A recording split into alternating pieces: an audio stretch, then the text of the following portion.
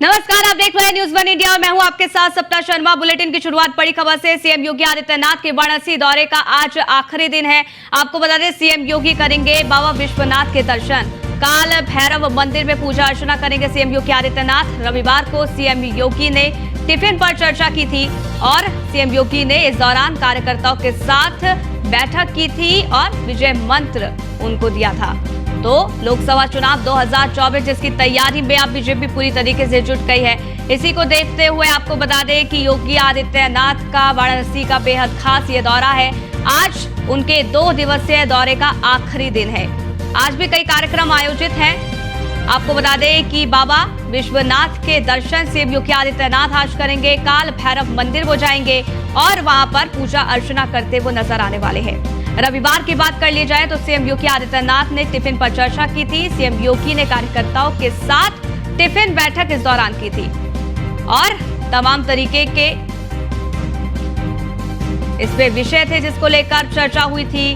रणनीति बनाई जा गई थी लोकसभा चुनाव को लेकर।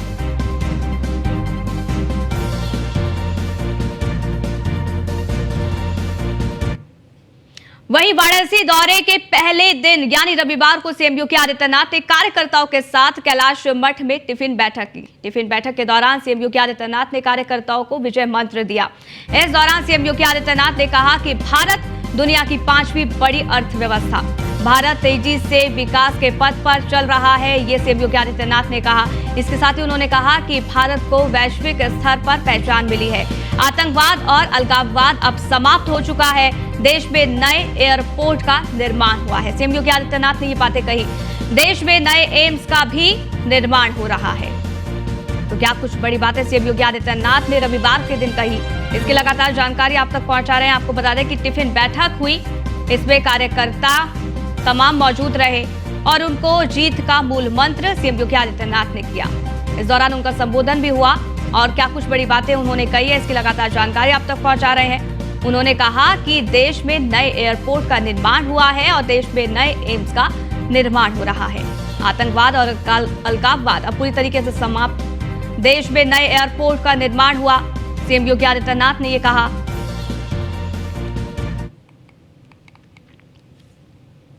कोई भी दुश्मन भारत की सीमाओं का अतिक्रमण नहीं कर सकता। ये नया भारत है जो मैत्री के भाव को भी समझता है, उसको निभाना भी जानता है और दुश्मन को उसकी माद में घुस करके जवाब देना भी जानता है। ये नया भारत है। और भाइयों बहनों, आंतरिक सुरक्षा के मोर्चे पर भी आपने देखा होगा, कश्मीर कभी जलवा था, आज कश्मीर में पर्यटकों की बहार है। जो कश्मीर कभी अशांत था, उग्रवाद की आतंक अलगाववाद की चपेट में था, आज वो कश्मीर शांति की एक नई राह पर चला है, लोकतंत्र की एक नई राह पर चला है। पूर्वोत्तर के राज्यों में जहां पर बहुत सारे राज्य ऐसे थे जहां परमिट सिस्टम था, उग्रवाद चरम पर था, आज उन राज्यों में असम में भारतीय जनता पार्टी की सरकार, त्रिपुरा में भारतीय जनता पार्टी की सरकार, मणिपुर में भारतीय जनता पार्टी की सरकार, अरुणाचल में भारतीय जनता पार्टी की सरकार, मेघालय और नागालैंड में भारतीय जनता पार्टी की सहयोगियों की मिलकर के भारतीय जनता पार्टी गठबंधन की सरकार का।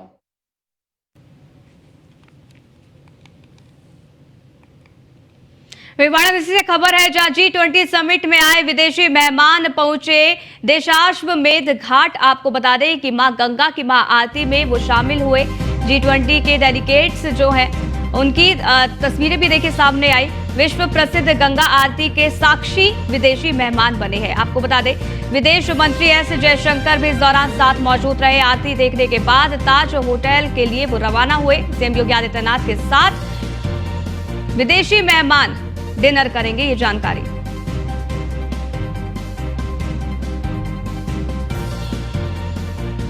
तो बड़ी जानकारी आप तक पहुंचा रहे हैं। आपको बता दें G20 समिट में आए विदेशी मेहमान देशाश्वमेध घाट पहुंचे मां गंगा की आरती उन्होंने की। विश्व प्रसिद्ध गंगा आरती के वो साक्षी बनते नजर आए। आपको बता दें, विश्व प्रसिद्ध गंगा की आरती उन्होंने की है, देखी है, और ये जो तस्वीर है वो जमकर वायरल भी हो रही है। विदेश मंत्री एस जयशंकर भी इस दौरान मौजूद रहे थे और आरती देखने के बाद ताज होटल के लिए ये रवाना हुए और जानकारी ये मिल रही है कि सीएम योगी के साथ डिनर करेंगे विदेशी मेहमान।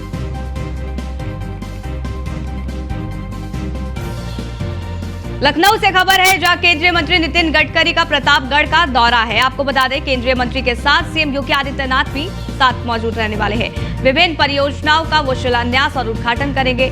सुखपाल नगर में बाईपास के एक्सटेंशन का लोकार्पण करेंगे नितिन गडकरी। 2022 में नितिन गडकरी ने बाईपास का शिलान्यास किया था। तो नितिन गडकरी का बेहद महत्वपूर्ण दौरा, कई ऐसी परियोजनाएं जिसका लोकार्पण और शिलान्यास किया जाएगा। बाईपास का यहां लोकार्पण किया जाएगा। 2022 में नितिन गडकरी ने ही बाईपास का शिलान्यास किया था, यानी कि 1 साल में ये बनकर तैयार हो गया है। आपको बता दें कि केंद्रीय मंत्री के साथ सीएम योगी आदित्यनाथ भी मौजूद रहने वाले हैं। उनका संबोधन भी इस दौरान होगा। तो यहां बहुत बड़ी सौगात लोगों को मिलने जा रही है। सुखपाल नगर में बाईपास के एक्सटेंशन का लोकार्पण नितिन गडकरी के हाथों किया जाएगा।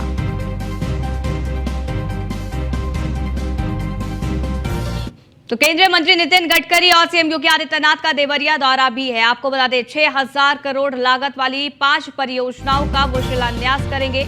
दोनों नेता चीनी मिल ग्राउंड में जनसभा को संबोधित भी करने वाले हैं। केंद्रीय मंत्री वीके सिंह, प्रदेश के कृषि मंत्री सूर्य प्रताप शाही मौजूद रहने वाले हैं। दोपहर 3 बजे चीनी मिल ग्राउंड में उनकी विशाल जनसभा भी होनी है। इस दौरान क्या कुछ बड़ी बातें उनके द्वारा कही जाएगी, ये देखना होगा। लेकिन इस दौरे को लेकर तमाम तरीके की जो तैयारियां हैं वो पूरी कर ली गई हैं और आपको बता दें कि सुरक्षा के लिहाज से भी कड़े इंतजाम कर दिए गए हैं। कितने बजे क्या कुछ कार्यक्रम, इसकी जानकारी केंद्रीय मंत्री नितिन गडकरी और सीएम योगी आदित्यनाथ का देवरिया दौरा है। 6000 करोड़ लागत वाली 5 ऐसी परियोजनाएं जिसका शिलान्यास किया जाएगा। तो वहीं दोनों नेता चीनी मिल ग्राउंड में जनसभा को संबोधित भी करेंगे। हालांकि इस जनसभा को लेकर तमाम तरीके की तैयारियां पूरी कर ली गई है। वीके सिंह, जो कि केंद्रीय मंत्री हैं, वो भी साथ मौजूद रहने वाले हैं। दोपहर 3 बजे चीनी मिल ग्राउंड में विशाल जनसभा होनी है। हुंकार यहां पर लोकसभा चुनाव 2024 को लेकर भरी जाएगी। 6000 करोड़। अब देखिए, केंद्रीय मंत्री नितिन गडकरी किन किन सड़क परियोजनाओं का शिलान्यास करेंगे, आइए अब आपको बताते हैं। आपको बता दें, 1657 करोड़ रुपए की लागत से बनने वाले सलेमपुर बाईपास जिसका शिलान्यास होगा। वहीं 371.89 करोड़ की लागत से बनने वाले सलेमपुर मैरवा मार्ग, 715.91 करोड़ की लागत से बनने वाले तमकुही राज सुलेमपुर NH 727B, इसके साथ ही 2061.86 करोड़ की नवलपुर सिकंदरपुर NH 727B का शिलान्यास यहां पर किया जाएगा। तो किन किन परियोजनाओं का शिलान्यास होगा, इसकी जानकारी आप तक पहुंचा रहे हैं। तो लखनऊ से खबर है जहां लखीमपुर दुधवा में बाघों की मौत मामले में बड़ी कार्रवाई की गई है। लापरवाह अधिकारियों पर सीएम योगी आदित्यनाथ का हंटर चला है। दुधवा FDB प्रभाकर को हटाकर वेटिंग में भेजा गया है। वहीं ललित कुमार होंगे दुधवा फील्ड के डायरेक्टर। DFO बम्फर सुंदरेश को भी हटाकर एटा भेज दिया गया है। 3 रेंजरों पर भी लापरवाही के चलते ये बड़ी कार्रवाई की गई है। तो यहाँ बड़ी कार्रवाई हुई है। बाघों की जिस तरीके से मौत हुई, इसका स्वतः संज्ञान सीएम योगी आदित्यनाथ ने लिया और इसके निर्देश भी दे दिए गए कि आखिरकार ये मौतें क्यों हुई है, इसके कारणों का पता लगाया जा सके। अब इस पूरे मामले पर बड़ी कार्रवाई यहां पर की गई है। आपको बता दें कि लापरवाह अधिकारियों पर सीएम योगी आदित्यनाथ का हंटर चला है और इस दौरान दुधवा FDB प्रभाकर को हटाकर वेटिंग में भेज दिया गया है। वहीं ललित कुमार होंगे दुधवा फील्ड के डायरेक्टर, ये जानकारी मिल रही है। इसके साथ ही डीएफओ बम्फर सुंदरेश को भी हटाकर एटा भेज दिया गया है। 3 रेंजरों पर भी लापरवाही के चलते बड़ी कार्रवाई यहां पर हुई है।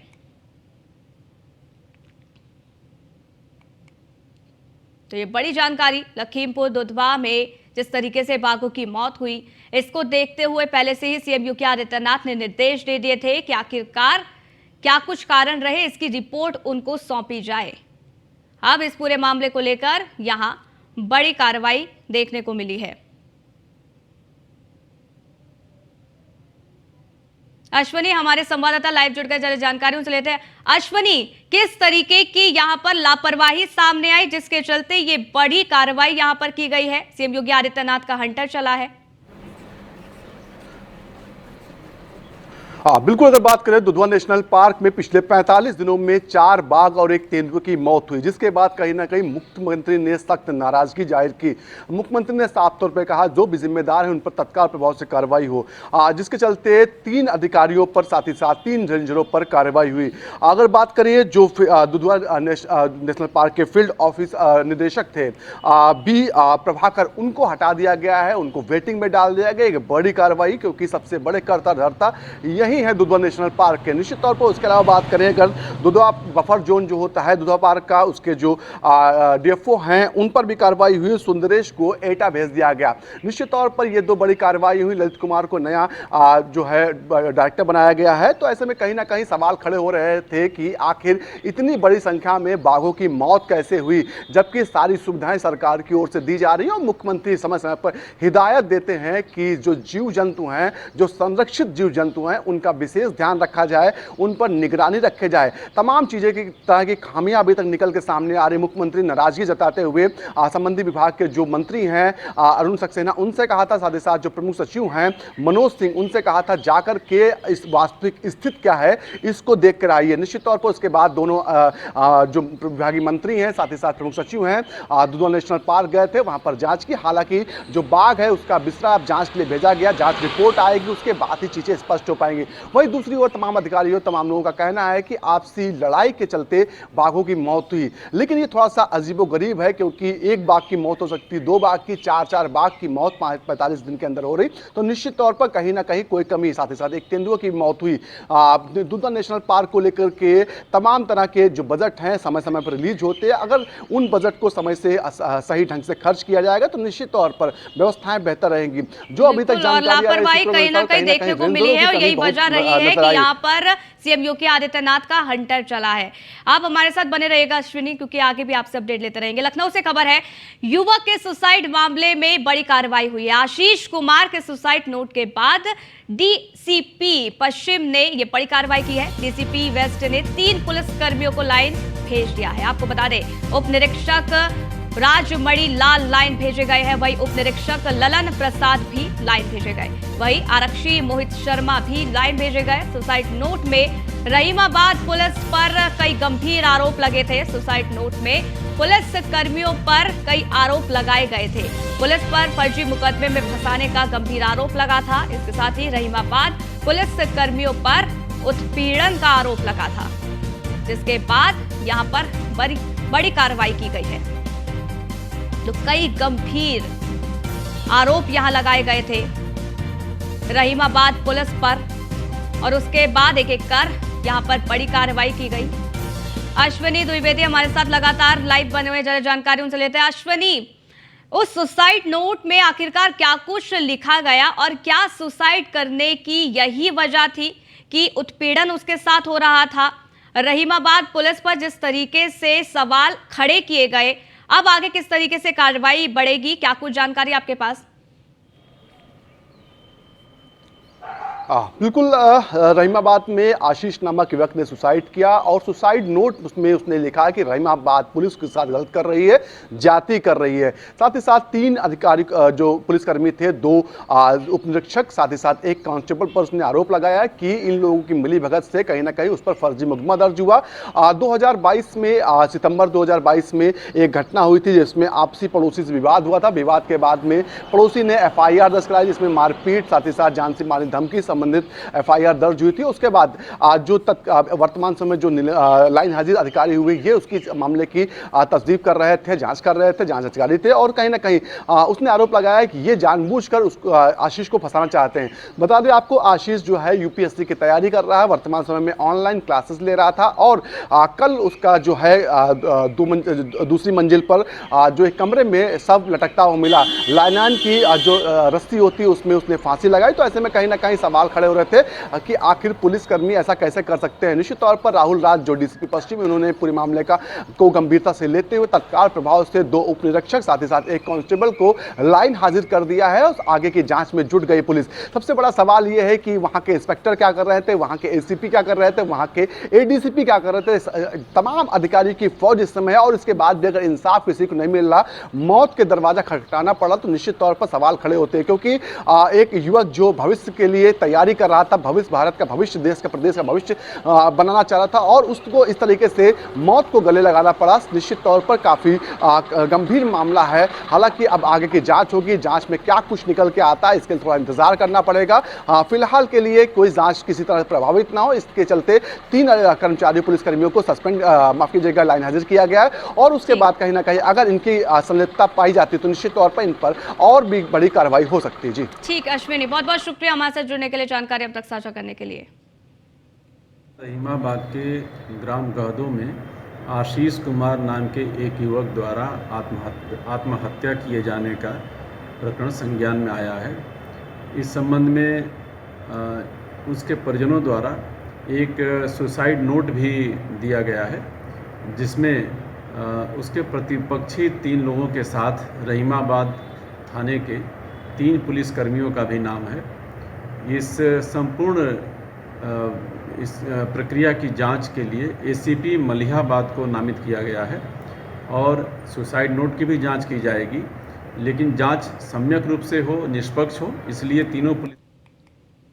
तो दिल्ली से बड़ी खबर आपको बता दें, मणिपुर में शांति बहाली की कोशिश जारी है। प्रधानमंत्री नरेंद्र मोदी से मिल सकते हैं कुकी विधायक की जानकारी मिल रही है। इसके साथ ही गृहमंत्री अमित शाह से भी मुलाकात यहां पर संभव है। प्रधानमंत्री नरेंद्र मोदी और गृहमंत्री अमित शाह से मुलाकात करेंगे, ये जानकारी। दिल्ली में कुकी विधायक मुलाकात करने वाले हैं। तो आपको बता दें कि मणिपुर जो है वो जल रहा है, लगातार अव्यवस्था वहां पर फैली हुई है, अशांति फैली हुई है और इसको देखते हुए किस तरीके से शांति बहाली की जाए, इसकी लगातार कोशिशें भी की जा रही है। खुद गृहमंत्री अमित शाह भी पहुंचे थे मणिपुर और वहां का उन्होंने दौरा भी किया था और इस दौरान कहा था कि जो व्यवस्थाएं हैं वो अब ठीक है, शांतिपूर्वक ढंग से वहां पर अब काम भी हो रहा है। लेकिन इसी बीच आपको बता दें कि प्रधानमंत्री नरेंद्र मोदी से कुकी विधायक जो है वो मिल सकते हैं, गृहमंत्री अमित शाह से भी उनकी मुलाकात हो सकती है और ऐसे में आपको बता दें कि ये मुलाकात कई मायनों में अहम है। बताया जा रहा है कि दिल्ली में कुकी विधायक मुलाकात करने वाले हैं। तो मणिपुर में किस तरीके से शांति कायम रखी जाए, इसको लेकर चर्चा की जाएगी। लेकिन फिलहाल जो जानकारी है वो ये कि प्रधानमंत्री नरेंद्र मोदी से मिल सकते हैं कुकी विधायक और इसके साथ ही गृहमंत्री अमित शाह से भी मुलाकात संभव है। पीयूष तिवारी हमारे संवाददाता फोन लाइन पर जुड़ गए, चले जानकारी उनसे ले लेते हैं। पीयूष, मणिपुर में जिस तरीके से अव्यवस्था फैली हुई है, अब उसमें शांति बहाली की कोशिश की जा रही है। प्रधानमंत्री नरेंद्र मोदी से कुकी विधायक मिल सकते हैं, गृहमंत्री अमित शाह से भी मिलने की संभावना है। कब, कितने बजे मुलाकात हो सकती है? आपके पास इस पूरे मामले को लेकर क्या कुछ जानकारी? बिल्कुल, अगर हम बात करें तो केंद्रीय गृह मंत्री अमित शाह और प्रधानमंत्री नरेंद्र मोदी की लगातार आपने देखा कि मणिपुर में जब से हिंसा की खबरें निकलकर सामने, उसके बाद लगातार मणिपुर के दौरे पर भी कई बार गृह मंत्री अमित शाह गए और वहां पे शांति बहाली की कोशिश उन्होंने की। और इसी कड़ी में तमाम जो विधायक है, चूंकि दिल्ली में कई विधायक जो है वो मौजूद है और इसके साथ ही मणिपुर में ऐसे भी सामाजिक लोग हैं जो इस हिंसा को खत्म कराने के लिए वो भी कवायद कर रहे हैं, वो लोग भी आज गृह मंत्री अमित शाह से संभवतः मुलाकात कर सकते हैं। इसके अलावा ये भी बताया जा रहा है कि प्रधानमंत्री से भी उनकी मुलाकात हो सकती है, क्योंकि गृह मंत्रालय की ओर से सख्त कहीं न कहीं आदेश है कि जो भी मणिपुर में हिंसा फैलाने की कोशिश करे उस पर कहीं न कहीं सख्त जो कार्रवाई है वो वहाँ की सेना और जो स्थानीय प्रशासन है वो करे। ऐसे में आज एक महत्वपूर्ण मुलाकात कहीं न कहीं तमाम जो कुछ विधायक हैं मणिपुर के, वो गृह मंत्री अमित शाह से मुलाकात कर सकते हैं और कई महत्वपूर्ण विषयों को लेकर चर्चा हो सकती है। खासतौर पर किस तरीके से मणिपुर को में जो व्यवस्थाएं हैं वो सुचारू रूप से चल पाए और किसी प्रकार से हिंसा की अफवाह भी वहाँ पे ना फैले, इसको लेकर कहीं न कहीं चर्चा हो सकती है। इसके अलावा आगे की किस तरीके से रणनीति बनानी है ताकि मणिपुर में शांति व्यवस्था कहीं न कहीं पहले से भी कुछ दिनों से कायम है और आगे भी कायम रहे, उसको लेकर एक चर्चा की जा सकती है। चलिए, बहुत बहुत शुक्रिया पीयूष, हमारे साथ जुड़ने के लिए, जानकारी हम तक साझा करने के लिए। नोएडा से बड़ी खबर आपको बता दें, किसानों की आवाज को बुलंद करेंगे राकेश टिकैत। महापंचायत को संबोधित करेंगे किसान नेता राकेश टिकैत। दोपहर 12 बजे महापंचायत को संबोधित करने वो वाले हैं। इस दौरान क्या कुछ बड़ी बातें उनके द्वारा कही जाती है, इस पर लगातार नजर बनी रहेगी। जेवर साबोता अंडरपास पर किसानों की महापंचायत होनी है।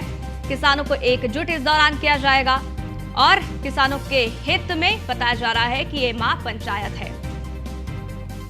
यहाँ पे तमाम जो किसान है वो जुटेंगे। बताया जा रहा है कि जेवर साबोता अंडरपास पर किसानों की ये महापंचायत होनी है। राकेश टिकैत इस महापंचायत को संबोधित करने वाले हैं।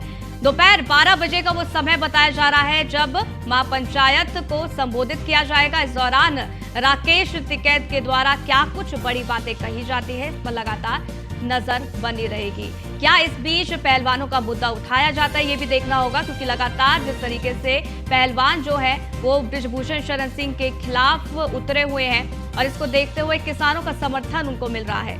नोएडा में किसानों की आवाज को बुलंद राकेश टिकैत करते नजर आएंगे। महापंचायत है जिसको वो संबोधित करेंगे।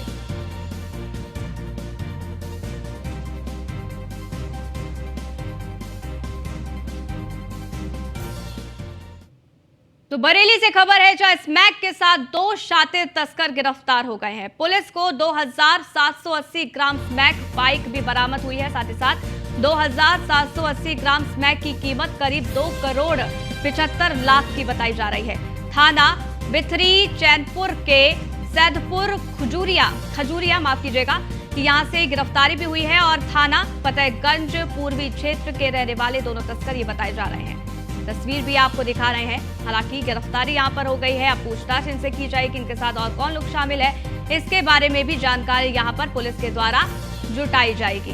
तो स्मैक के साथ 2 शातिर तस्कर जिनकी गिरफ्तारी हुई है।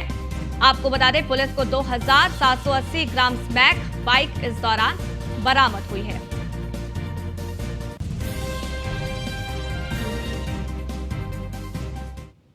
तो लक्सर से खबर है जहां खानपुर विधायक उमेश शर्मा को मिली जान से मारने की धमकी दिए जाने के जो वीडियो हैं वो जमकर वायरल भी हो रहे हैं सोशल मीडिया के जरिए। विधायक उमेश शर्मा को जान से मारने की धमकी दी गई है। धमकी देने वाले शख्स ने खुद को नितिन कट्टा बता दिया है। आपको बता दें कि हरिद्वार के एसएसपी अजय सिंह को लिखित में अब उन्होंने शिकायत दी है। आपको बता दें कि धमकियों का हवाला देकर विधायक उमेश शर्मा ने तहरीर भी दी है।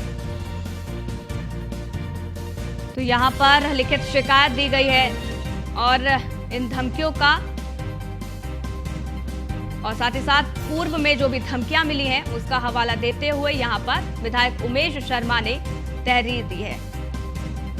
तो विधायक उमेश शर्मा को जान से मारने की धमकी मिली है। सोशल मीडिया पर धमकी दिए जाने का जो वीडियो है वो वायरल भी हो रहा है।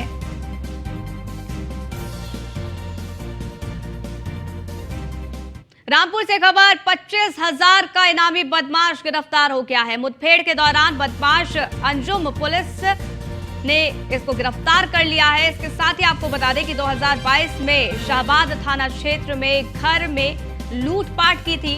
बावरिया गैंग का सदस्य है बदमाश अंजुम, ये जानकारी मिल रही है। अब गिरफ्तारी यहां हो गई है। पुलिस को बड़ी सफलता हाथ लगी। तो बड़ी जानकारी आप तक पहुंचा रहे हैं। बावरिया गैंग का ये सदस्य बताया जा रहा है अंजुम। तो 25,000 का ये इनामी पुलिस लगातार तलाश कर रही थी, लेकिन अब पुलिस को बड़ी सफलता हाथ लगी और इस बदमाश की अब गिरफ्तारी हो गई है। बताया जा रहा है कि मुठभेड़ के दौरान अंजुम की गिरफ्तारी हुई। 2022 में शाहबाद थाना क्षेत्र में घर में लूटपाट की थी, तभी से पुलिस लगातार इस पूरे मामले की जांच कर रही थी। बावरिया गैंग का ये सदस्य बताया जा रहा है। अंजुम पर 25,000 का इनाम भी घोषित था, लेकिन अब पुलिस को बड़ी सफलता हाथ लगी है। बताया जा रहा है कि मुठभेड़ के दौरान अंजुम की गिरफ्तारी हुई है।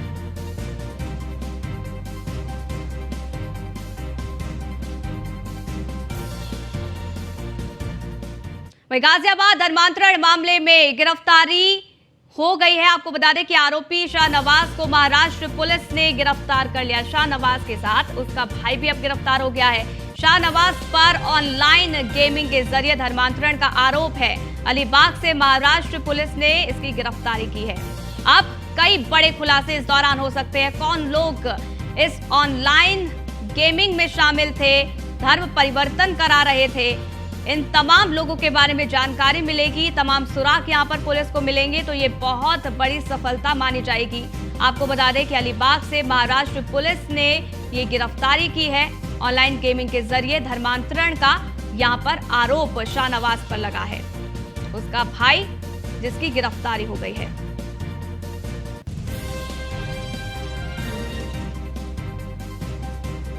तो आपको बता दें धर्मांतरण के गेम का जो मास्टरमाइंड, उसकी गिरफ्तारी। अब क्या कुछ पूरा मामला रहा है, इसकी जानकारी ग्राफिक्स के जरिए आपको समझाते हैं। ऑनलाइन गेमिंग की आड़ में धर्म परिवर्तन का खेल। गेम की आड़ में 2 नाबालिग लड़कों का धर्म परिवर्तन हुआ। दोनों नाबालिग लड़कों को 5 वक्त का नमाजी बनाया गया। परिजनों को पता चला तो पैरों तले जमीन खिसक गई।